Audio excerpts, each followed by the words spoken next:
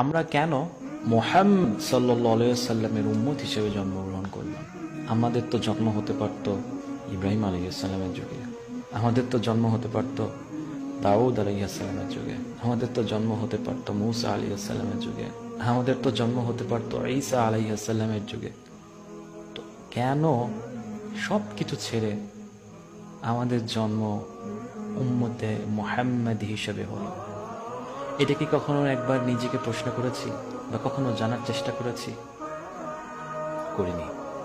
আপনি জানেন উম্মতে মুহাম্মাদি এদের বৈশিষ্ট্য, মানে এদের নিয়ামতগুলো কি? একটা শায়েখের কথোপকথন থেকে কিছু কথা উল্লেখ করছি। তিনি খুব সুন্দরভাবে একটা বিষয় উপস্থাপন করেছেন। আল্লাহ সুবহানাহু ওয়া তাআলা এবং মূসা আলাইহিস সালামের একটা কথোপকথন রয়েছে, যেখানে মূসা আলাইহিস সালাম বলছেন, ইয়া আল্লাহ, আমি দেখেছি তাওরাতে, অর্থাৎ আমার উপর যে ওহী নাযিল হয়েছে সেখানে দেখেছি যে এমন একটা জাতি আসবে যে জাতির পেটে যদি খাবার আটকে যায় আপনি তাকে ক্ষমা করে দিবেন যদি সে খাওয়ার শুরুতে বলে বিসমিল্লাহ এবং খাওয়া শেষে বলে আলহামদুলিল্লাহ। সুবহানাল্লাহ। মূসা আলাইহিস সালাম আরো বললেন, ইয়া আল্লাহ, আমি দেখেছি আমার উপর যে ওহী নাযিল হয়েছে সেখানে আমি দেখেছি যে এমন এক জাতি আসবে, সেই জাতি যদি গুনাহ করতে যায়, গুনাহ করতে গেল কিন্তু আপনার ভয়ে সেই গুনাহটা করলো না, আপনি তাকে এর বিনিময়ে তার আমল নামায় সওয়াব লিখে দেন। সুবহানাল্লাহ। হে আল্লাহ, সেই কওমকে আমার কওম বানায় দেন, অর্থাৎ সেই জাতিকে আমার জাতির অন্তর্ভুক্ত করে দেন।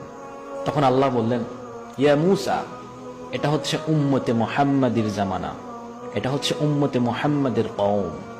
সুবহানাল্লাহ। মূসা আলাইহিস সালাম আল্লাহকে আরো বললেন, ইয়া আল্লাহ, এমন একটা জাতি আসবে যে জাতি কিনা কোনো ভালো কাজ করার ইচ্ছা মনে জাগাবে, নিয়ত করবে কোনো ভালো কাজ করার, কিন্তু করবে না, তাতেই আপনি তার সওয়াব লিখে দেন তার আমল নামে, আর যদি সে করে তার সওয়াব আপনি 10 থেকে 700 গুণ করিয়ে দেন। সুবহানাল্লাহ।